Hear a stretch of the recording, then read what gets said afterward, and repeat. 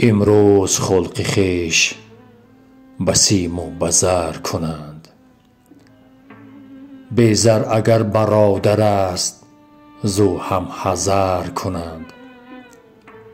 زردار را به مجلس جای دهن به سر، بی زر اگر بیاید جای تنگ تر کنند. زردار اگر چه نادان گویند عاقل است، بی زر اگر چه دانا مثلش به خر کنند. زردار اگر بمیرد خویشان و غیر بگیرند، بی زر اگر بمیرد چشم کم تر کنند.